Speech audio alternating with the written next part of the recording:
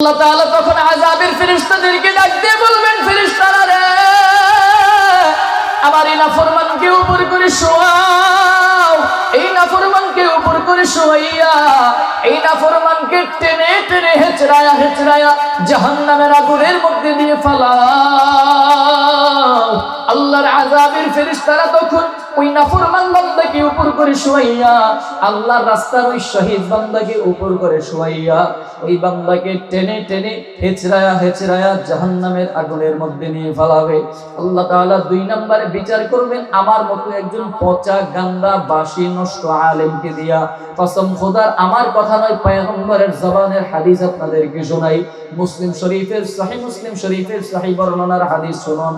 পয়গম্বর আকরাম সাল্লাল্লাহু আলাইহি ওয়াসাল্লাম বলেন, 2 নম্বরে আল্লাহ বিচার করবেন একজন আলেম আর কারিকে দিয়া।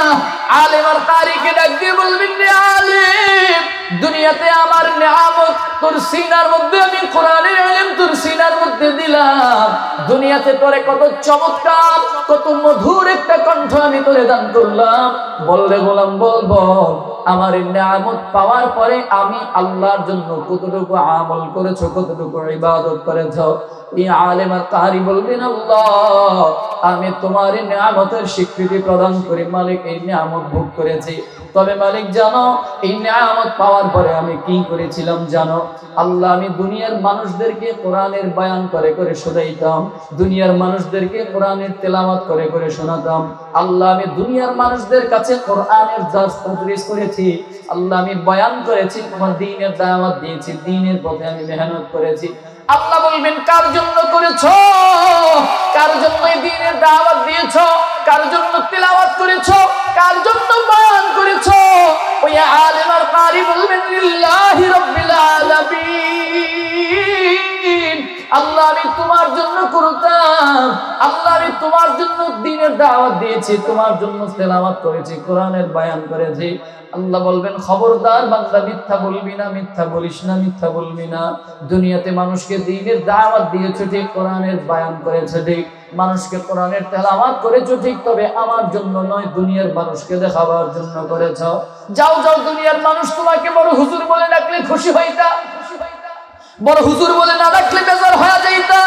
দুনিয়াতে মানুষ তোমাকে বড় মুফতি সাহেব বলে ডাকলে খুশি হতা, বড় বক্তা বলে ডাকলে খুশি হইতা, বড় মুহাদ্দিস বলে ডাকলে খুশি হইতা, বড় মুহতামিম বলে ডাকলে খুশি হইতা, বড় খতিব বলে ডাকলে বান্দা খুশি হতা। বড় খতিব না ডাকলে, বক্তা না ডাকলে, কারি না ডাকলে, বড় আলেম বড় মুফতি না ডাকলে বেজার হয়ে যাইতা। যারে গোলাম, যাও যাও, দুনিয়ার নিয়তের উপরে বরকত দুনিয়ার মধ্যে পেয়ে গেছ। আমার দরবারে কিছু নাই, আমার দরবার থেকে হালাল। আল্লাহ তাআলা অনুরূপভাবে আযাবের ফেরেশতাদেরকে আবার বলবেন, ফেরেশতারা রে, আমার এই নাফরমানকে উপর করে শোয়াও।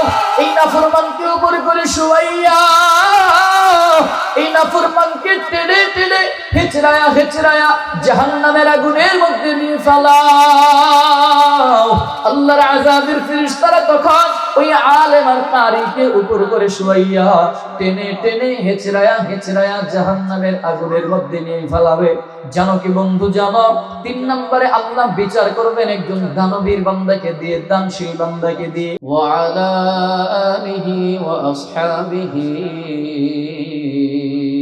আজমাইন। আশহাদু আল লা ইলাহা ইল্লাল্লাহু ওয়াহদাহু লা শারীকা লাহু ونشهد أن سيدنا وسندنا وحبيبنا وطبيب قلوبنا ربنا ومولانا محمدا عبده ورسوله. أما بعد، فأعوذ بالله من الشيطان الرجيم. بسم الله الرحمن الرحيم. الذي خلق الموت والحياة ليبلوكم أيكم أحسن عملا وهو العزيز الغفور.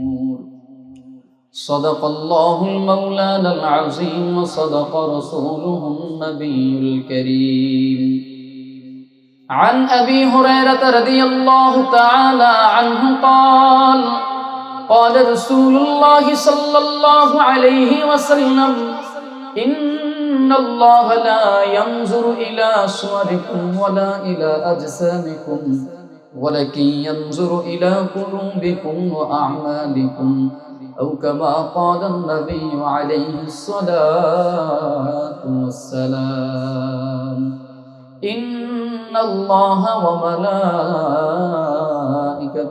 يصلون على النبي يا أيها الذين آمنوا صلوا عليه وسلموا تسليما اللهم صل على محمد وعلى آل محمد كما صليت على إبراهيم وعلى آل إبراهيم إنك حميد مجيد اللهم بارك على محمد وعلى آل محمد كما باركت على إبراهيم وعلى آل إبراهيم إنك حميد مجيد الحمد لله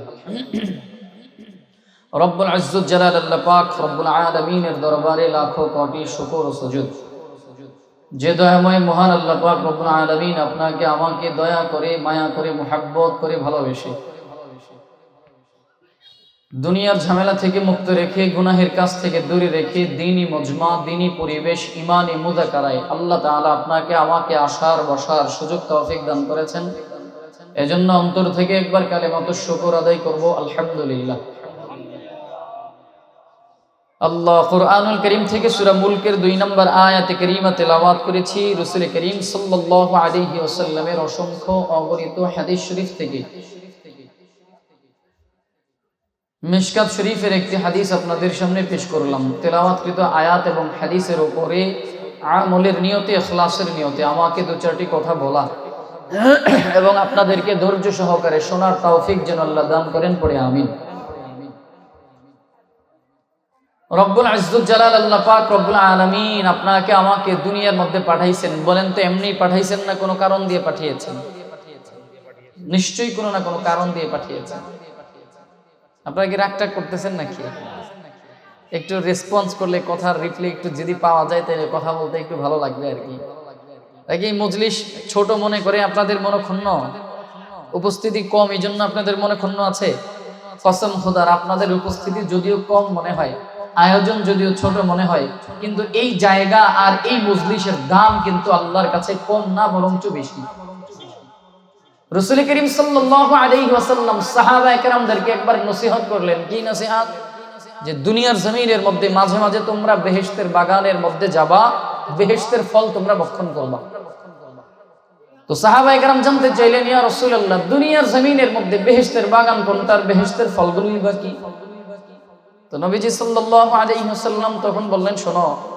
আমার কিছু উম্মত একত্রিত হয়ে যখন দ্বীনি মুযাকারা করে আমার কিছু উম্মত একত্রিত হয়ে যখন দ্বীনি বিষয়ে আলোচনা করে জিকিরের মজলিসের আয়োজন করে কোরআন সুন্নাহর আলোচনার মজলিসের আয়োজন করে তো যেই জায়গার মধ্যে বসে মুযাকারা করে ওই জায়গাটা তখন আল্লাহর কাছে জান্নাতের বাগানে রূপান্তরিত হয়ে যায় সাহাবায়ে কেরাম জানতে চাইলেন ইয়া রাসূলুল্লাহ চিনলাম বেহেশতের বাগান কোনটা জানতে চাই বেহেশতের ফলগুলো কি তো নবীজি সাল্লাল্লাহু আলাইহি ওয়াসাল্লাম তখন বললেন শোনো ওই বেহেশতের বাগানের মধ্যে বসে যেই সমস্ত তাসবিহ আর তাহলিল গুলো পাঠ করা হয় অর্থাৎ সুবহানাল্লাহ আলহামদুলিল্লাহ আল্লাহু আকবার লা ইলাহা ইল্লাল্লাহ তো এই তাসবিহ আর তাহলিল গুলো এক একটা জান্নাতের এক একটা ফল সুবহানাল্লাহ পড়বেন না তাহলে এখানে আসতে পেরে বলেন তো খুশি না বেজার যে মজলিসে আমরা আছি এখানে কি নির্বাচনের আলোচনা হবে ঢোল তবলা গানের আলোচনা হবে মিউজিকের আলোচনা হবে এখানে আলোচনা হবে কার আর কার রাসূলের আল্লাহ এবং রাসূলের আদর্শের আলোচনা হবে তো নিঃসন্দেহে আল্লাহর কাছে এই জায়গাটা জান্নাতের বাগানে রূপান্তরিত হয়ে গেছে জান্নাতের বাগানে যাবে কারা জান্নাতি মানুষ যারা জান্নাতের বাগানে যাবে কারা বলেন না, জান্নাতের বাগানে যাবে কারা? জান্নাতি মানুষ যারা। কারণ এই বাস্তবতার প্রমাণ মিলিয়ে দেখেন, আজকের এই মাহফিলের দাওয়াত আপনারা যারা আসছেন, শুধু আপনারা পাইছেন না, আরো বহু মানুষ পাইছে। সবাই আসতে পারছে? পারবে? খবর নিয়ে দেখেন, আপনাদের পাশে দোকানপাটে মানুষের অভাব নেই, গল্প গুজবের আড্ডায় মানুষের অভাব নাই, বন্ধু বান্ধবের আড্ডায় মানুষের অভাব নাই। এক কথায় অসংখ্য মানুষ এখনো সমাজের মধ্যে আছে যারা অসংখ্য মানুষ গুনাহের আড্ডায় লিপ্ত আছে। আপনাদের কাছে জানতে চাই, বলবেন যারা গুনাহের আড্ডায় আছে, লিপ্ত আছে, এদের সামনে যদি আজরাইল আলাইহিস সালাম এসে হাজির হয়ে যায়, বলেন তো ঈমান নিয়ে কবরে যাওয়ার সম্ভাবনা কম না বেশি? কম। আর আমরা এই ময়দানে মজলিসে যারা আসলাম, আমাদের দাম কেমন? বলে আমাদের সামনে যদি আজরাইল আলাইহিস সালাম এসে হাজির হয়েও যায়, আল্লাহ তাআলা আপনাকে আমাকে শাহাদাতের মর্যাদায় নিয়ে দান করবেন। তাহলে জান্নাতের বাগানে আসবে কারা? জান্নাতি মানুষ যারা। তা আমরা যারা আসছি, আমাদের কোনো ভয় আছে? কোনো লস আছে? আল্লাহ আমাদের সবাইকে জান্নাতি মানুষ হিসেবে কবুল করে নেন। আর একটু মহব্বতে পড়েন না আমিন। আল্লাহ পাক যে আপনাকে আমাকে দুনিয়ায় পাঠাইছেন, এমনি পাঠাইছেন না, কারণ দিয়ে পাঠিয়েছেন। কারণ দিয়ে সূরা মুলকের 2 নম্বর আয়াতে কারীমার মধ্যে আল্লাহ তাআলা কিছু কারণ উল্লেখ করেছেন। কি? রব্বুল ইজ্জত জালাল আল্লাহ পাক রব্বুল আলামিন বলেন, الذي خلق الموت والحياة ليبلوكم أيكم أحسن عملا الذي خلق الموت والحياة ليبلوكم أيكم أحسن عملا وهو العزيز الغفور رب العزة جلال الله পাক রব্বুল আলামিন বলেন, আমি মৃত এবং জীবিত সব মানুষদেরকে দুনিয়ার মধ্যে পাঠাইলাম। আল্লাযী খালাকাল মাউতা ওয়াল হায়াত, আমি মৃত এবং জীবিত সব মানুষদেরকে দুনিয়ার মধ্যে পাঠাইলাম। বলে কেন? রব্বুল ইজ্জত জালালাল্লাহ পাক রব্বুল আলামিন বলেন, লিয়াবলুয়াকুম আইয়ুকুম আহসানু আমালা। আল্লাহ তাআলা বলেন, 1 নম্বর কারণ হলো পরীক্ষা করার জন্য, 2 নম্বর কারণ হলো ভালো আমল করার জন্য। আল্লাহ বলেন, লিয়াবলুয়াকুম আইয়ুকুম আহসানু আমালা, আমি আল্লাহ পরীক্ষা করব কার আমলটা কত সুন্দর, কার আমলটা কত ভালো। রব্বুল ইজ্জত জালালাল্লাহ পাক রব্বুল আলামিন আপনাকে আমাকে দুনিয়ায় পাঠাইলেন ভালো আমল করার জন্য। আল্লাহ পরীক্ষা করবেন কার আমলটা কত সুন্দর,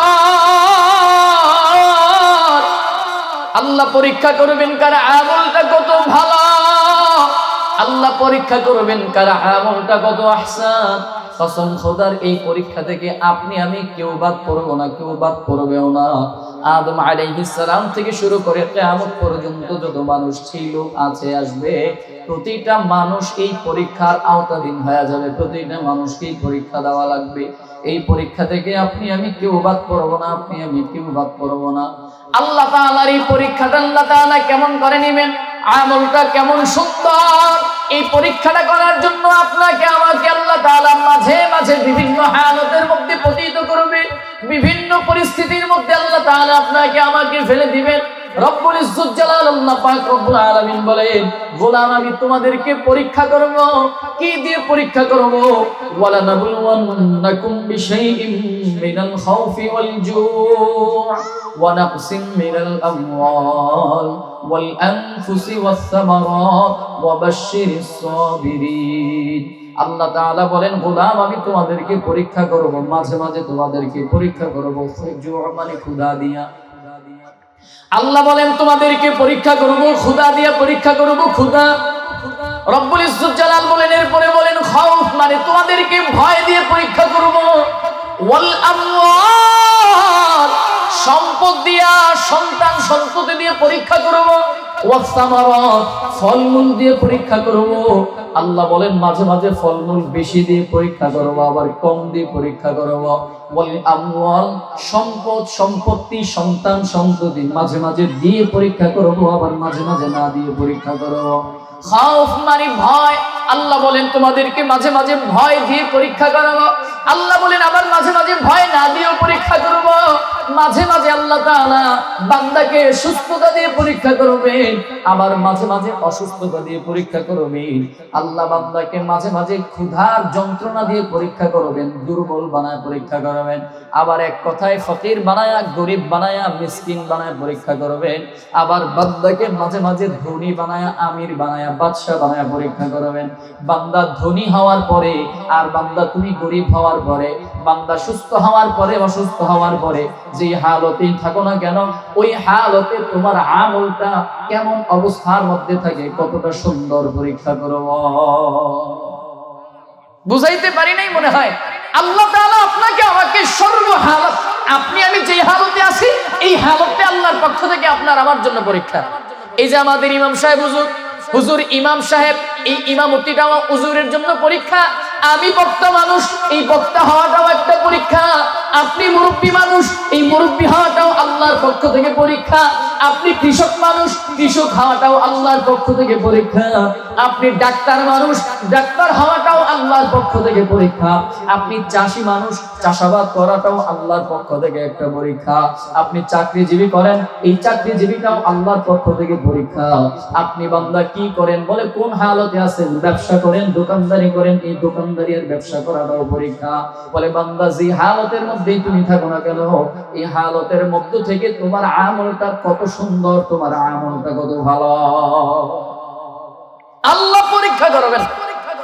এই জন্য আপনি আমি যে হালতে থাকি না কেন, এই হালতে সর্ব অবস্থায় শুকরিয়া জ্ঞাপন করবো কার? রাজি আছি তো ইনশাআল্লাহ। কারণ আল্লাহ চাইলে আপনাকে আমাকে এই হালতে না রেখে আপনাকে আমাকে এর চাইতে গরিবী হালতের মধ্যে দিতে পারতেন। আপনাকে আমাকে এই হালতে না রেখে আরো নিম্ন শ্রেণীতে আল্লাহ দিতে পারতেন। কি আল্লাহ পারতে কি পারতেন না? পারতেন। তো আল্লাহ তাআলা আপনাকে আমাকে যে হালতে দিয়েছেন, এটাই আল্লাহর পক্ষ থেকে আপনার আমার ফয়সালা। তো এই হালতে থেকে আল্লাহর ইবাদত করা লাগবে, দাসত্ব করা লাগবে, আহসানু আমালা, আমলটাকে সুন্দর করা লাগবে। এবার প্রশ্ন করতে পারেন, আমলটা সুন্দর হবে কিসের মাধ্যমে? কি বলতে পারেন না? বলে আমল সুন্দর হবে কিসের মাধ্যমে? হ্যাঁ, একেবারে সহজ সলিউশন হলো আমল সুন্দর হবে অন্তরের মাধ্যমে। কিসের মাধ্যমে? যে বান্দার অন্তরটা যত সুন্দর, সেই বান্দাও আল্লাহর কাছে তত সুন্দর। যে বান্দার অন্তরটা যত ভালো, ওই বান্দাও আল্লাহর কাছে তত ভালো। যে বান্দার অন্তরটা যত আহসান, ওই বান্দাও আল্লাহর কাছে তত আহসান। যে বান্দার অন্তরটা যত পরিচ্ছন্ন পরিষ্কার, ওই বান্দাও আল্লাহর কাছে তত পরিচ্ছন্ন পরিষ্কার।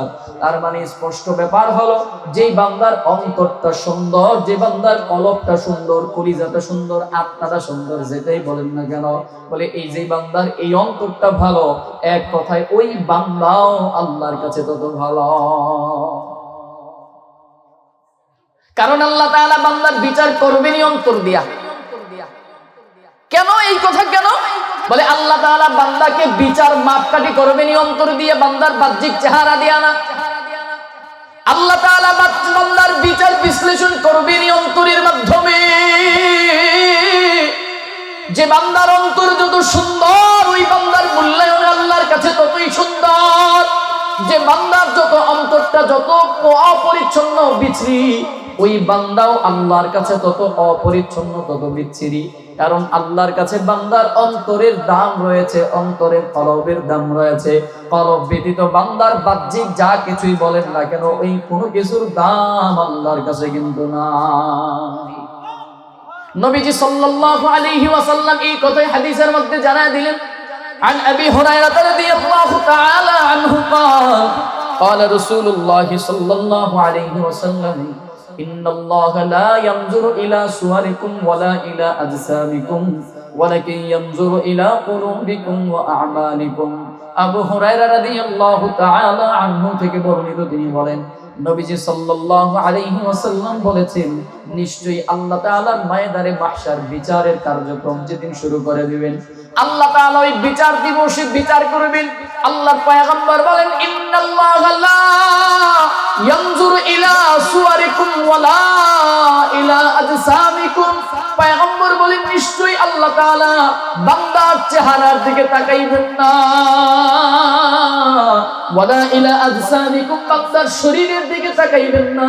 পয়গম্বর জানায় দিলেন বান্দার চেহারার দিকে তাকাইয়া আল্লাহ বিচার করবেন না, বান্দার শরীরের দিকে তাকাইয়া আল্লাহ তাআলা বান্দার বিচার করবেন না, বান্দার বংশ গৌরবের দিকে তাকাইয়া বিচার করবেন না, বান্দার ক্ষমতা, বান্দার টাকা, বান্দার পাওয়ারের দিকে তাকাইয়া আল্লাহ বিচার করবেন না, বান্দার দলের প্রভাবের দিকে তাকাইয়া আল্লাহ তাআলা বিচার করবেন না। বলে কোন দিকে তাকাইয়া বিচার করবে?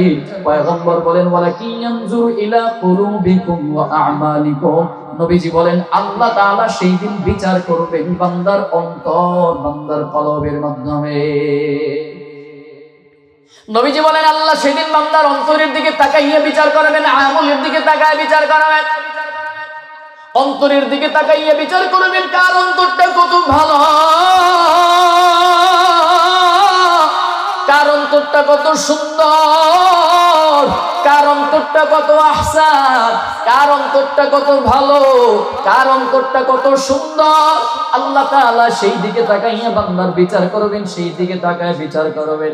জানো কি বন্ধু, জানো আরেক হাদিসের মধ্যে, মুসলিম শরীফের আরেকটা হাদিসের মধ্যে পাওয়া যায়, আবু হুরায়রা রাদিয়াল্লাহু তাআলা আনহু থেকে বর্ণিত আরেকটা হাদিস পাওয়া যায়, আল্লাহ তাআলা বান্দার অন্তরের দিকে তাকাইয়া বিচার করবেন, বান্দার ফয়সালা করে দিবেন। জানো কি বন্ধু, জানো এই অন্তরটা যদি পরিচ্ছন্ন না হয়, এরে বন্ধু আমার, বাবা আমার, অন্তরটাকে যদি পরিচ্ছন্ন করতে না পারি, ওই অন্তর আল্লাহর কাছে কোনো দাম নাই, কোনো মূল্যায়ন পাবে না। কারণ আপনি আমি নামাজি হওয়ার পরে নামাজ পড়তে পড়তে কপালের মধ্যে দাগ বসায় ফেললেও দেখবেন সেদিন আপনি আমি জাহান্নামের আগুনের মধ্যে জ্বলবো। আপনি আমি রোজা রাখতে রাখতে যদি একেবারে বাঁশের মতো কাঠি কাঠি হয়ে যায়, এরপরেও কিন্তু জাহান্নামের আগুনের মধ্যে জ্বলা লাগবে। আপনি আমি দান করতে করতে যদি রাস্তার ফকির হয়ে যায়, এরপরেও জাহান্নামের আগুনের মধ্যে জ্বলা লাগবে। আপনি আমি যদি একেবারে ছিন্নমূল হয়ে যাই, যদি আপনি আমি বড় আবিদ, বড় জাকিরিন, বড় সালেহিন হয়ে যাই, কিন্তু অন্তরটা যদি ভালো না থাকে, অন্তরটা যদি পরিচ্ছন্ন না থাকে, ওই দিন আপনি আমি বড় নামাজি হওয়ার পরেও জাহান্নামে জ্বলবো, আপনি আমি বড় রোজাদার হওয়ার পরেও জাহান্নামের আগুনে জ্বলবো, বড় ওয়ালা হওয়ার পরেও জাহান্নামে জ্বলবো, বড় যাকাতদার হওয়ার পরেও জাহান্নামে জ্বলবো। বলে কেন? বলে অন্তরটা ভালো না, অন্তরটা সুন্দর না। এই অন্তর দিয়া যত নামাজ পড়েছি, সেই নামাজটা ছিল মানুষকে দেখাবার জন্য। এই অন্তর দিয়া যত রোজা রেখেছি, সেই রোজা রেখেছি মানুষকে দেখাবার জন্য। এই অন্তর দিয়া যত দান করেছি, তত দান ছিল মানুষকে দেখাবার জন্য। তার মানে কেউ যদি মানুষকে দেখাবার জন্য দান করে, সেই দান আল্লাহর দরবারে কবুল হবে না। কেউ যদি মানুষকে দেখাবার জন্য নামাজ পড়ে, সেই নামাজ আল্লাহর দরবারে কবুল হবে না। জানো কি বন্ধু, জানো এই লৌকিকতার ইবাদত যারা করবে, আল্লাহ তাআলা তাদেরকে জাহান্নামের আগুনের মধ্যে জ্বালাবে। জানো কি বন্ধু, জানো মুসলিম শরীফের বর্ণনার হাদিসের মধ্যে পাওয়া যায়, আবু হুরায়রা রাদিয়াল্লাহু তাআলা আনহু থেকে বর্ণিত, আবু হুরায়রা রাদিয়াল্লাহু তাআলা আনহু থেকে বর্ণিত, তিনি বলেন নবীজি সাল্লাল্লাহু আলাইহি ওয়াসাল্লাম বলেছেন, নিশ্চয়ই আল্লাহ পাক রব্বুল আলামিন যেদিন বিচারের কার্যক্রম শুরু করে দিবেন, বাজান মনোযোগ দিয়ে 10-15 মিনিট এই হাদিসটা, একটু 10 থেকে 15 মিনিট হাদিসটা মনোযোগ দিয়ে শুনবো। আপনার আমার পয়গম্বর মুহাম্মদুর রাসূলুল্লাহ সাল্লাল্লাহু আলাইহি ওয়াসাল্লাম জানায়া দেন, বলে ময়দানে মাহশারে আল্লাহ তাআলা যেদিন বিচারের কার্যক্রম শুরু করে দিবেন, আল্লাহ তাআলা 3 জন মানুষকে দিয়ে বিচারের কার্যক্রম শুরু করবেন। 1 নম্বরে বিচার করবেন আল্লাহ তাআলা আল্লাহর পথের, আল্লাহর রাস্তার একজন শহীদ বান্দাকে দিয়া, শহীদকে দিয়া। 2 নম্বরে বিচার করবেন আমার মতো একজন নাখান্দা, পচা, গান্দা, বাসি, নষ্ট আলেম আর কারিকে দিয়া। 3 নম্বরে বিচার করবেন একজন দানবীর বান্দাদেরকে দিয়া, দানবীরকে দিয়া। আল্লাহর কসম করে বলি, একটা কথা মিথ্যা নয়, প্রতিটা কথা রাসূলের হাদিস থেকে শোনাই। শুনো বন্ধু, শুনো, ও মুরব্বি বাবা আমার, ও পর্দার অন্তরালের মায়েরা, যেই দুনিয়ার জন্য তুমি আমি বড় পাগল, যেন আল্লাহ তাআলা 1 নম্বরে বিচার করবেন আল্লাহর রাস্তার একজন শহীদকে দিয়া। শহীদকে ডাক দিয়ে বলবে, রে শহীদ, দুনিয়াতে আমি তোরে আমার নিয়ামত, শারীরিক সক্ষমতা করে আমি দান করলাম, বল রে গোলাম, বল বল, আমার নিয়ামত পাওয়ার পরে আমি আল্লাহর জন্য কি করেছো, কতটুকু আমল করেছো? ওই শহীদ বান্দা বলবেন, আল্লাহ আমি তোমার এই নিয়ামতের স্বীকৃতি প্রদান করি। হ্যাঁ মালিক, তোমার এই নিয়ামত পাওয়ার পরে আমি কি করেছিলাম জানো? আল্লাহ তোমার এই নিয়ামত পাইয়া আমি তোমার রাস্তায় জিহাদ করেছি, লড়াই করেছি, যুদ্ধ করেছি। আল্লাহ আমি তোমার রাস্তায় জিহাদ করলাম, তোমার রাস্তায় যুদ্ধ করলাম, তোমার রাস্তায় লড়াই করলাম। আল্লাহ বলবেন, কার জন্য করেছো? কার জন্য যুদ্ধ করেছো? কার জন্য লড়াই করেছো? ওই শহীদ বান্দা বলবেন, লিল্লাহি রাব্বিল আলামিন। আল্লাহ আমি তোমার জন্য যুদ্ধ করলাম, আল্লাহ আমি তোমার জন্য লড়াই করলাম, আল্লাহ আমি তোমার জন্য জিহাদ করলাম। ওই বান্দা বলবেন, আল্লাহ তোমার জন্য করলাম, লিল্লাহি রাব্বিল আলামিন। আল্লাহ বলবেন, খবরদার বান্দা, মিথ্যা বলবি না, মিথ্যা বলিস না, মিথ্যা বলবি না। দুনিয়াতে তুই যুদ্ধ করেছো ঠিক, লড়াই করেছো ঠিক, তবে আমার জন্য করো নাই, দুনিয়ার মানুষকে দেখাবার জন্য করেছো। দুনিয়ার মানুষ তোমাকে বড় যোদ্ধা বলে ডাকবে, সেজন্য যুদ্ধ করেছ। দুনিয়ার মানুষ তোমাকে বড় লড়াকু সৈনিক বলে ডাকবে, সেজন্য লড়াই করেছ। দুনিয়ার মানুষ তোমাকে বড় যোদ্ধা বলে ডাকবে, সেজন্য যুদ্ধ করেছ। যাও রে গোলাম, যাও যাও, দুনিয়ার নিয়তের উপরে বরকত দুনিয়ার মধ্যে পেয়ে গেছ। আমার দরবারে কিছু নাই, আমার দরবার থেকে তুমি হালাক। কারণ দুনিয়ার মানুষ তো তোমাকে বড় শহীদ বলে ডেকেছে, দুনিয়ার মানুষ তোমাকে বড় বীর বলে ডেকেছে, দুনিয়ার মানুষ তোমাকে বড় যোদ্ধা, বড় লড়াকু সৈনিক বলে ডেকেছে। দুনিয়ার নিয়তের উপরে বরকত দুনিয়ায় পেয়ে গেছো, আমার দরবারে কিছু নাই। অনুরূপ ভাবে দানবীর বান্দাকে ডাক দিয়ে বলবেন, রে দানবীর, দুনিয়াতে আমার নিয়ামত করে অর্থ সম্পদ আমি তোরে দান করলাম, বল বল কার জন্য এই অর্থ সম্পদ তুমি ব্যয় করলা? দানবীর বান্দা বলবেন, হ্যাঁ মালিক, এই নিয়ামতের স্বীকৃতি প্রদান করি, স্বীকৃতি প্রদান করি। আল্লাহ তুমি জানো এই নিয়ামত পাওয়ার পরে কি করেছি? আল্লাহ আমি সিলা রহম, আত্মীয়তার বন্ধন আমি রক্ষা করে চলেছি। আল্লাহ আমি দুনিয়াতে দান করেছি, আমি আমার ভাইয়ের হক, আমি অধিকার ভাইয়ের হক আমি আদায় করেছি, আমার বোনের হক আমি আদায় করেছি। আমার ভাইয়ের সব কিছু আমি বুঝাই দিতাম, বোনের সব কিছু বুঝাই দিয়েছি। আল্লাহ আমি মসজিদে দান করেছি, মাদ্রাসায় দান করেছি, মাহফিলে দান করেছি। আল্লাহ আমি এতিমদের জন্য দান করতাম, গরিবদের জন্য দান করতাম। এমন কোন খাত নাই যেই খাতে দান করলে মালিক তুমি খুশি হইতা না, সন্তুষ্ট হতো না। এমন প্রতিটা জায়গার মধ্যে, প্রতিটা ক্ষেত্রের মধ্যে আমি দান করেছি। আল্লাহ বলবেন, কার জন্য করেছো? ওই বান্দা বলবেন, লিল্লাহি রাব্বিল আলামিন। আল্লাহ আমি তোমার জন্য করলাম, তোমার জন্য করেছি, তোমার জন্য করলাম।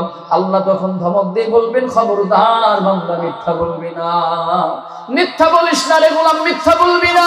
দুনিয়াতে দান করেছো ঠিক, তুমি আমার জন্য নয়, দুনিয়ার মানুষকে দেখাবার জন্য দান করেছো। দুনিয়ার মানুষ তোমাকে দানবীর বলে ডাকবে, সেজন্য দান করেছো। দুনিয়ার মানুষ তোমাকে দানশীল বলে ডাকবে, সেজন্য দান করেছো। নামের শুরুতে আলহাজ হাজী সাহেব বলে লেখা লেগেছে, নামের শুরুতে বিশিষ্ট দানবীর লেখা লেগেছে। নামের শুরুতে আলহাজ দানবীর না লিখলে নেজার হয়ে যাইতা, বেজার হইতা। নামের শেষে বিশিষ্ট দানবীর দানশীল না বললে বান্দারান করতা। জানে গোলাম, যাও যাও, দুনিয়ার মানুষ তোমাকে দানবীর ডেকেছে, আলহাজ ডেকেছে, দুনিয়ার মানুষ তোমাকে দানবীর বলে ডাকত। দুনিয়ার নিয়তের উপরে বরকত দুনিয়ায় পেয়ে গেছো, আমার দরবারে কিছু নাই, আমার দরবার থেকে হালাক। আল্লাহ তাআলা অনুরূপ ভাবে আযাবের ফেরেশতাদেরকে বলবেন, ফেরেশতারা এই নাফরমানকে উপর করে শুয়াইয়া টেনে টেনে জাহান্নামে পাঠাও। আযাবের ফেরেশতারা অনুরূপ ভাবে ওই দানবীর বান্দাকে উপর করে শুয়াইয়া টেনে টেনে জাহান্নামে পাঠাবে। জানো কি বন্ধু, জানো আল্লাহ তাআলা অনুরূপ ভাবে সব আবেদিন যারা ইবাদত করনে वाला সব বান্দাদেরকে আল্লাহ অনুরূপ ভাবে প্রশ্ন করবে, নামাজ কার জন্য পড়েছো, রোজা কার জন্য রেখেছো, যাকাত কার জন্য দিয়েছো, দান সদকা কার জন্য করেছো, হজ উমরা কার জন্য করেছো, জিকির আজকার কোরআন তিলাওয়াত কার জন্য করেছো। অনুরূপ ভাবে সব আবেদিন, সব ইবাদতকারীদেরকে আল্লাহ তাআলা অনুরূপ ভাবে প্রশ্ন করবেন। যারা আল্লাহকে দেখাবার জন্য, আল্লাহর সন্তুষ্টির জন্য যারা করেছে তো আলহামদুলিল্লাহ, যারা আল্লাহর জন্য করে নাই আল্লাহ তাআলা তাদেরকে বলবে কার জন্য করেছ? যারা আল্লাহর জন্য করেছে তারা বলবেন লিল্লাহি রাব্বিল আলামিন, আল্লাহ আপনার জন্য। কিন্তু যারা আল্লাহর জন্য করে নাই, দুনিয়ার মানুষকে দেখাবার জন্য করেছে, এরাও বলবেন লিল্লাহি রাব্বিল আলামিন, আল্লাহ আপনাকে দেখাবার জন্য। যারা দুনিয়ার মানুষকে দেখাবার জন্য নামাজ পড়েছে, এরাও বলবেন আল্লাহ আপনার জন্য নামাজ পড়ছি। যারা দুনিয়ার মানুষকে দেখাবার জন্য দান করেছে, এরাও বলবেন আল্লাহ আপনার জন্য দান করেছি। যারা দুনিয়ার মানুষকে দেখাবার জন্য হজ করেছে, এরাও বলবেন আল্লাহ আপনার জন্য হজ করেছি।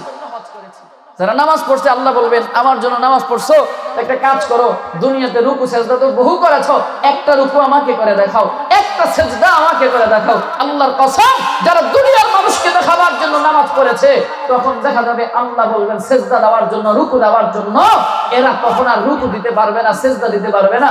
এদের পিঠ মেরুদণ্ড একেবারে লোহার মতো শক্ত করে দিয়ে দিবে না।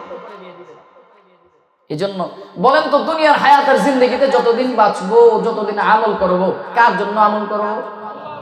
আল্লাযী খালাকাল মাউতা ওয়াল হায়াতা লিয়াবলুয়াকুম আইয়ুকুম আহসানু আমালা। আল্লাহ কেন পাঠাইলেন? বলে আমলটা কার কত সুন্দর, এটা পরীক্ষা করবেন, এটা দেখবেন কার আমলটা সুন্দর, কার আমলটা ভালো। তো আমল ভালো হবে কিসের মাধ্যমে? অন্তরের মাধ্যমে।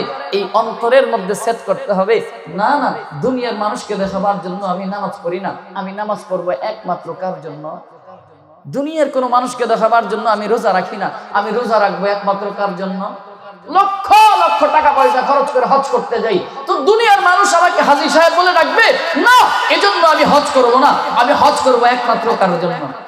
কাজী আছে ইনশাআল্লাহ।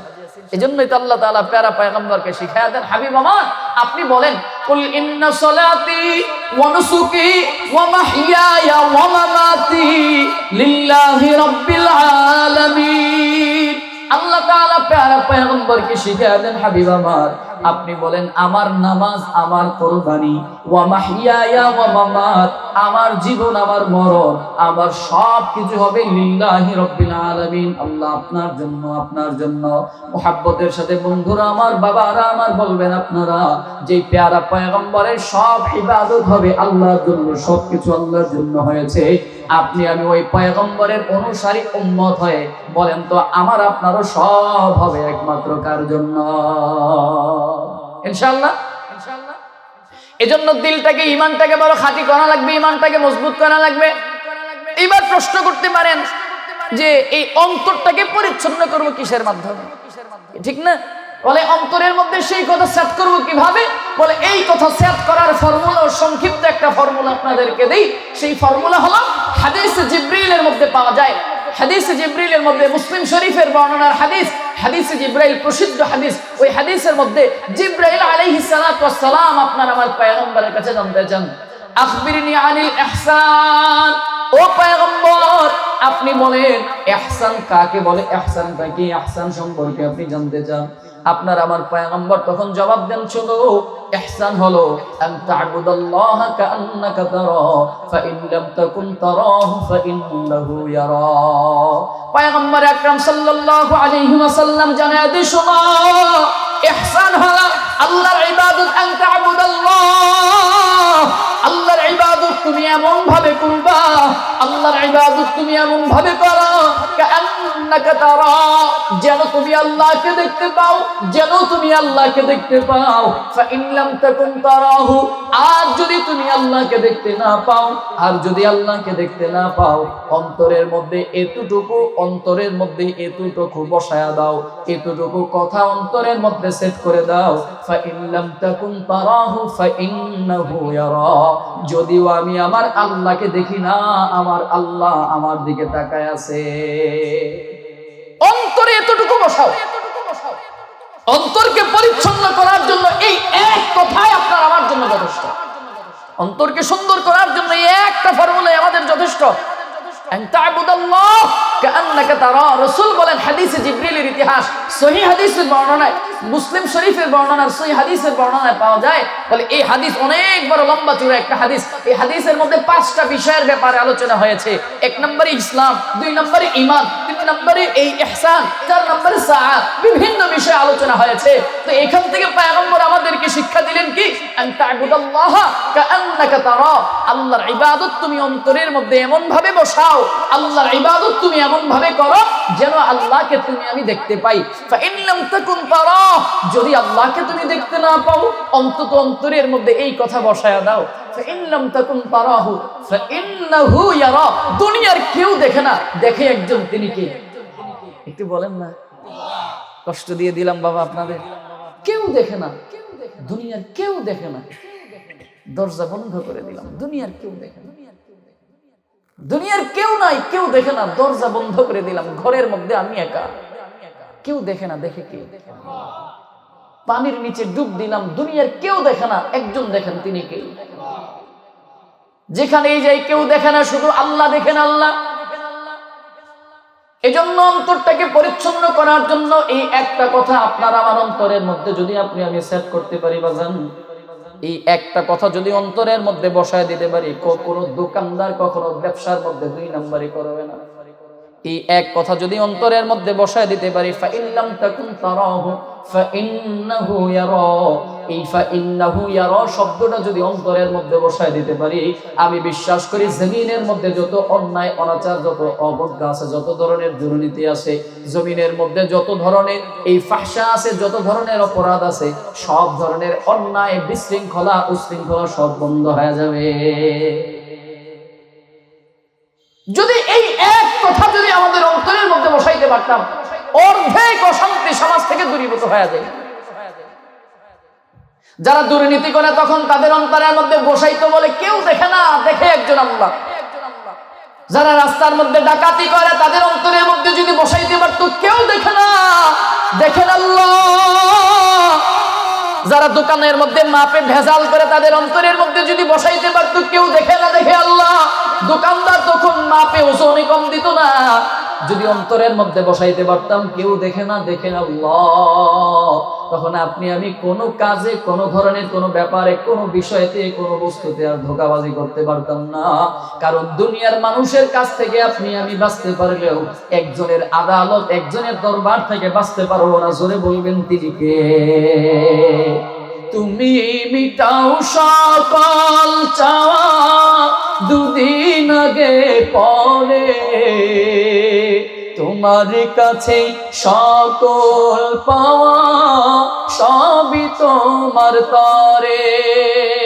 তুমি মিটাও সকল চাওয়া, দুদিন আগে পরে তোমার কাছে সকল পাওয়া, সবই তোমার তরে। তোমার পথে চললে সবাই, তোমার পথে চললে সবাই আসবে যে সুদে। তোমার দয়ায় পূর্ণ আমার সারা নিষেধে। আল্লাহ তুমি দয়া সাগর, রহমান রহিম, তোমার দয়ায় পূর্ণ আমার সারা নিষেধে। এজন্য অন্তরের মধ্যে এই কথা সেট করতে পারবো তো ইনশাআল্লাহ।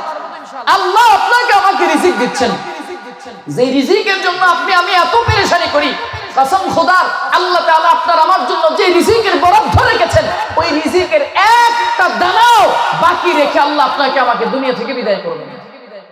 যে খাবারের জন্য, যে রিজিকের জন্য আপনি আমি মিথ্যার আশ্রয় নেই, যে খাবারের জন্য, যে রিজিকের জন্য আপনি আমি মানুষের সাথে ছলচাতুরি করি, মানুষের সাথে ধোঁকাবাজি করি, মানুষের সাথে অন্যায় করি, মানুষকে ঠকাই, একজন আরেকজনের মাইল কমায়া কমায়া নিজের জমি বাড়াই, আর আরেকজনের জমি দখল করি, যে রিজিকের জন্য, যেই টাকার জন্য, যেই ক্ষমতার জন্য, যেই পাওয়ারের জন্য একজন আরেকজনের উপরে জুলুম করি, আল্লাহর কসম আপনি আমি এই জুলুম আর নির্যাতন নিয়ে দুনিয়াতে থাকতে পারবো না।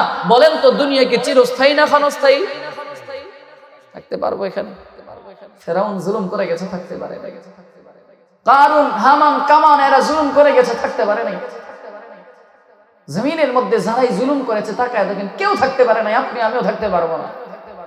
দুনিয়াটা হলো, নবীজি সাল্লাল্লাহু আলাইহি ওয়াসাল্লাম বলেছেন, উদাহরণ দিয়েছেন, সাহাবায়ে কেরামদেরকে উদ্ধৃতি দিয়েছেন, দুনিয়ার হায়াত আর আখিরাতের হায়াত কেমন।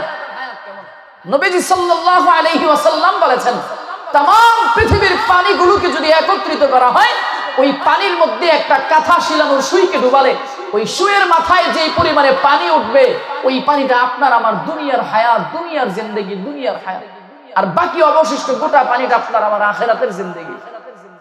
জানেন, আপনার আমার পয়গম্বর তো একটা উদ্ধৃতি এভাবেও দিয়েছেন, হাদিসের মধ্যে বলেন, আন আবি হুরায়রা রাদিয়াল্লাহু তাআলা আনহু قال رسول الله صلى الله عليه وسلم اعمار امتي ما بين 70 الى 60। আবু হুরায়রা রাদিয়াল্লাহু তাআলা আনহু থেকে বর্ণিত, তিনি বলেন, আপনার আমার উম্মতের, নবীজি বলেন, আমার উম্মতের হায়াতের জিন্দেগিটা কতদিন? মা বাইনা 70 ইলা 60, বলে 60 থেকে 70 বছরের মধ্যে গড়। এজন্য বন্ধুরা আমার, আপনার আমার হায়াতের জিন্দেগিটা একেবারে সামান্য। দুনিয়ার এই হায়াতের জিন্দেগিতে আপনি আমি কি নিয়ে দুনিয়া থেকে রওনা হব, দুনিয়ার এই হায়াতের জিন্দেগি থেকে আপনি আমি কি নিয়ে রওনা করব, এটা একটু আপনার আমার দেখার ব্যাপার, এটা আপনার আমার দেখার বিষয়। জানো কি বন্ধু, জানো, ঈমান বড় দামি একটা ব্যাপার, ঈমান বড় দামি একটা বিষয়, যে ঈমানের জন্য সাহাবায়ে কেরাম নিজের জীবনটা পর্যন্ত দিয়েছেন, তারপরও কোনোদিন ঈমান থেকে খারিজ হয়ে যায়নি, বের হয়ে যায়নি। সময়টা একেবারে সংক্ষিপ্ত, 5-10 মিনিট সময় আমাকে দিবেন। চলেন রাসূলের সাহাবী হযরত খুবাইব রাদিয়াল্লাহু তাআলা আনহু থেকে, রাসূলের সাহাবী খুবাইব রাদিয়াল্লাহু তাআলা আনহুর জীবনী থেকে একটু আপনাদেরকে শোনাই। জানো কি বন্ধু, জানো, খুবাইব রাদিয়াল্লাহু তাআলা আনহু ঈমানের রশিটা গলার মধ্যে কেমন করে লাগাইছে। ঈমান হারা হয়ে যদি আপনি আমি দুনিয়া থেকে বিদায় হই, এই হায়াতের এই অল্প দিনের এই হায়াতের জিন্দেগি থেকে যদি আপনি আমি যদি ঈমান ছাড়া যদি দুনিয়া থেকে বিদায় হই, জাহান্নামের আগুন ব্যতীত কিন্তু আপনার আমার কোনো উপায় থাকবে না, কোনো উপায় থাকবে না। খুবাইব রাদিয়াল্লাহু তাআলা আনহু কালেমার রশিটা গলার মধ্যে যখন লাগাইলেন, তিনি এই কালেমার রশির জন্য কত কষ্ট, কত যন্ত্রণা, কত নির্যাতনের শিকার হয়েছিলেন। খুবাইব রাদিয়াল্লাহু তাআলা আনহু যখন কালেমার রশিটা গলার মধ্যে লাগালেন, ওনার মালিক, তখনকার মালিক ছিল বেঈমান মুশরিক। মুশরিক যখন জানতে পারল খুবাইব রাদিয়াল্লাহু তাআলা আনহু কালেমা গ্রহণ করেছে, ইসলাম ধর্মটাকে গ্রহণ করেছে, মুহাম্মদুর রাসূলুল্লাহ সাল্লাল্লাহু আলাইহি ওয়াসাল্লামের ধর্মটা গ্রহণ করেছে, তখন ওই বেঈমান মুশরিক মালিক কাফের ডাক দিয়ে বলেন, এ খুবাইব, শুনলাম তুমি নাকি মুহাম্মদের ধর্মকে গ্রহণ করেছো। খুবাইব রাদিয়াল্লাহু তাআলা আনহু বলেন, হ্যাঁ হ্যাঁ, আমি কালেমা ধর্ম গ্রহণ করলাম, মুসলিম হয়ে গেলাম, আমি ইসলাম ধর্ম গ্রহণ করেছি, মুহাম্মদুর রাসূলুল্লাহ সাল্লাল্লাহু আলাইহি ওয়াসাল্লামের ধর্ম গ্রহণ করেছি। মালিক ডাক দিয়ে বলে, খুবাইব, তুমি এখনই ধর্মকে ছেড়ে দাও, এখনই তুমি ঈমান থেকে বের হয়ে যাও, এখনই তুমি পূর্বের ধর্মে ফিরে আসো। খুবাইব বলেন, যে ধর্ম একবার, যে কালেমার রশি একবার গলার মধ্যে লাগাইলাম, আমার জীবনটাও যদি চলে যায়, তারপর আমি সেই কালেমার রশি আর ছাড়তে পারবো না, সেই কালেমার রশি ছাড়বো না। এর মালিক বলে, যদি তাই যদি হয়, যাও খুবাইবকে শাস্তি দেওয়ার ব্যবস্থা করো, শাস্তি দেওয়ার ব্যবস্থা করো। জানো কি বন্ধু, জানো, সাহাবায়ে কেরামদেরকে বেঈমান মুশরিকেরা কি পরিমাণে শাস্তি দিত। সাহাবায়ে কেরামের আসহাবে রাসূলের জীবনী পড়লে পাওয়া যায়, তখন ওই খুবাইব রাদিয়াল্লাহু তাআলা আনহুকে শাস্তি দেওয়ার জন্য দুপুরবেলা মরুভূমির মধ্যে নিয়ে যাওয়া হয়। দুপুরবেলা মরুভূমির মধ্যে, মরুভূমির ইতিহাস আমরা যারা জানি, খালি পায়ে ওই মরুভূমির মধ্যে দুপুরবেলা পা রাখা যায় না। খালি পায়ে দুপুরবেলা মরুভূমির মধ্যে পা রাখলে পায়ের মধ্যে ফোসকা পড়ে যায়, উত্তপ্ত বালু আর সূর্যের গরম। ওই দুপুরবেলা উত্তপ্ত রৌদ্রের মধ্যে, তামাম রৌদ্রের মধ্যে, ওই মরুভূমির মধ্যে দুপুরবেলা খুবাইব রাদিয়াল্লাহু তাআলা আনহুকে নিয়া উত্তপ্ত রৌদ্রের মধ্যে চিৎ করে শুয়ে দেওয়া হয়, শরীর থেকে কাপড়গুলো খুলে দেওয়া হয়, আর বুকের মধ্যে পাথর দিয়ে লেপের মতো করে চাপা দিয়ে দেওয়া হয়। এইভাবে কিছু সময় শাস্তি দেওয়ার পরে দূর থেকে বেঈমান যারা ছিল, এরা দূর থেকে তামাশা দেখতেছে, বলে মনে হয় খুবাইব এখনই কালেমা ছেড়ে দিবে। শাস্তি ভোগ করতে করতে হয়তো সে শাস্তিটা ভালোভাবে ভোগ করতে পারবে না, সহ্য করতে পারবে না, এজন্য সে কালেমা ছেড়ে দিবে। এই কথা চিন্তা করে দূর থেকে তাকায় তাকায় দেখলেন খুবাইব কি করে। দূর থেকে তাকায় দেখলেন খুবাইব রাদিয়াল্লাহু তাআলা আনহু ঠোঁট দুইটা নড়াচড়া করে। বেঈমানেরা বলে, যাও খুবাইবের কাছে জিজ্ঞেস করো সে কালেমা ছাড়ছে কিনা, দিন ছাড়লো কিনা, ইসলাম ধর্ম ছাড়লো পারলো কিনা পরীক্ষা করার জন্য খুবাইব রাদিয়াল্লাহু তাআলা আনহুর মুখের মধ্যে নিয়া কানটা লাগায় জিজ্ঞেস করে বলো, খুবাইব তুমি ইসলাম ধর্ম ছেড়েছো কিনা বলো, তুমি মুহাম্মদের ধর্মকে ছাড়ছো কিনা বলো। খুবাইব রাদিয়াল্লাহু তাআলা আনহু বলেন, আহাদ আহাদ আহাদ, আমার মাওলা এক, আমার মাওলা এক, আমার মাওলা এক। আল্লাহু আকবার বলেন না, বলেন আমার মালিক এক, আমার মাওলা এক, আহাদ। এবার মুশরিকরা বলে, না না, এই এত অল্প শাস্তি হবে না, শাস্তির কৌশলটা আরো পাল্টে দাও, শাস্তির কৌশলটা পরিবর্তন করে দাও। পরিবর্তন করার জন্য কি করেছে জানো? একটা ওট আর একটা রশি আনা হলো, জীবনে পড়লে পাওয়া যায় রশির এক মাথার মধ্যে খুবাইব রাদিয়াল্লাহু তাআলা আনহুকে বড় শক্ত করে বাঁধলেন, হাতের মধ্যে বাঁধলেন, পায়ের মধ্যে বাঁধলেন, কোমরের মধ্যে বড় শক্ত করে বাঁধলেন, হাতে পায়ে বড় শক্ত করে বাইধা রশির অপর মাথা ওটের পায়ের মধ্যে বেঁধে দেওয়া হয়। ওই ওটের পায়ের মধ্যে বেঁধে দিয়া দুপুর বেলা ওটকে মরুভূমির মধ্যে ছেড়ে দেওয়া হলো, ওটকে দৌড়ানি দেওয়া হলো। দুপুর বেলা মরুভূমির মধ্যে ওট দৌড়ায়, খুবাইব রাদিয়াল্লাহু তাআলা আনহু পিছন দিক দিয়ে হেঁচড়াইতেছে, মরুভূমির উঁচু নিচু জায়গাগুলোর মধ্যে হেঁচড়াইতেছে। একবার ডাইনে আছাড় খায়া পড়ে, আবার বামে আছাড় খায়া পড়ে, উঁচা নিচা জায়গার মধ্যে হেঁচড়ায়। সমস্ত শরীরটা কেমন যেন ফেটে গেল, শরীরটা কেমন যেন রক্তের আল হয়ে গেল, সমস্ত শরীরটা কেমন যেন রক্তের আল হয়ে যায়, শরীরের মধ্যে রক্তের ছাপ চলে আসে। এইভাবে যখন কিছু সময় শাস্তি চলছিল, মুশরিকরা মনে করলো এইবার মনে হয় খুবাইব কালেমার রশিটা ছেড়ে দিছে, মনে হয় ধর্মটা ছেড়ে দিছে। যাও খুবাইবকে পরীক্ষা করে দেখো। পরীক্ষা করার জন্য খুবাইব রাদিয়াল্লাহু তাআলা আনহুর মুখের মধ্যে কানটা লাগায়া ডাক দিয়ে বলে, বলো খুবাইব তুমি কালেমা ছাড়ছো কিনা বলো, ইসলাম ধর্মকে ছাড়ছো কিনা বলো। খুবাইব রাদিয়াল্লাহু তাআলা আনহু এবারও জবাব দেন, আহাদ আহাদ আহাদ, আমার মাওলা এক, আমার মাওলা এক, আমার মাওলা এক। এই দুনিয়ার মুশরিকেরা শোনো, যেই খুবাইব একবার কালেমা রশি গলার মধ্যে লাগাইলো, আমি খুবাইবের জীবনটাও যদি চলে যায় তারপরেও ঈমান ছাড়ব না। বলে এই জবাবটা যখন খুবাইব রাদিয়াল্লাহু তাআলা আনহু দিয়ে দিলেন, মুশরিকেরা বলে তাহলে খুবাইবকে বাঁচায় রাখা যায় না। বলে কি করব কি করব? বলে যাও খুবাইবকে শুলে চড়ায় মেরে ফেলার ব্যবস্থা করো।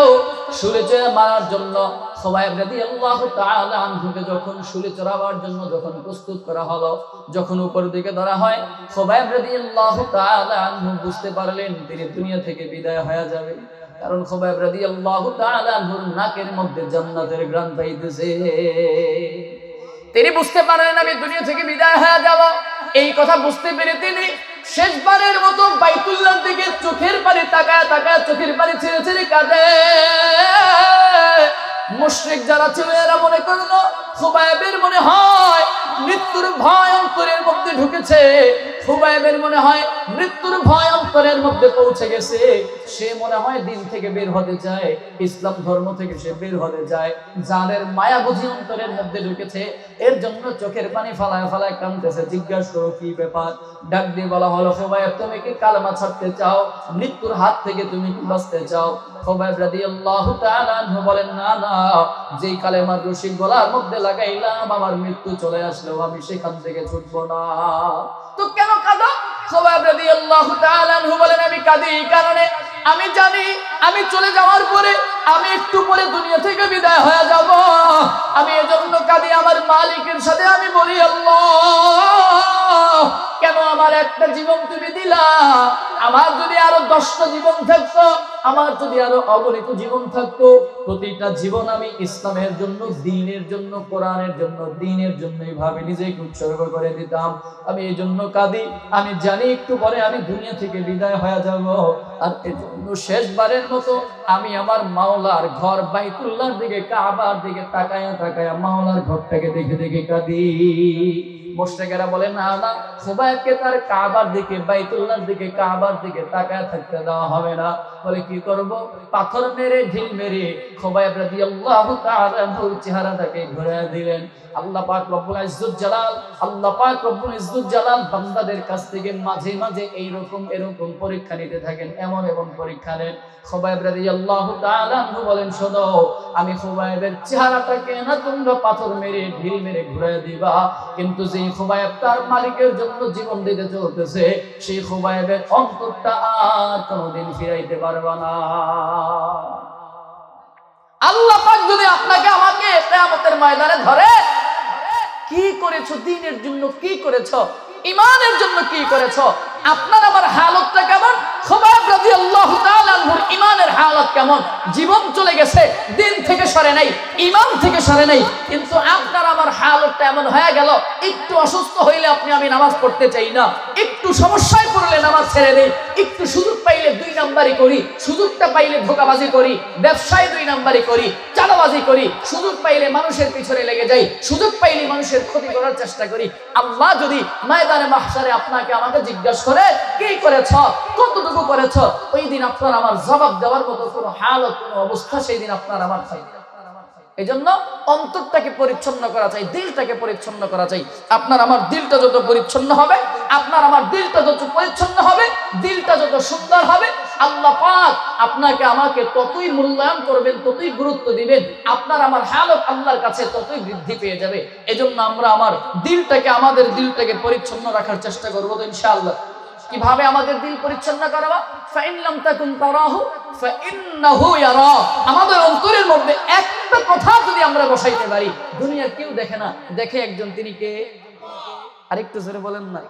দুনিয়ার কেউ দেখে না, দেখে একজন, তিনি কে? রাজি আছি ইনশাআল্লাহ। আল্লাহ পাক রব্বুল ইজ্জত জালাল আমাদের সবাইকে এই কথাগুলোর উপরে আমল করার তৌফিক দান করুক।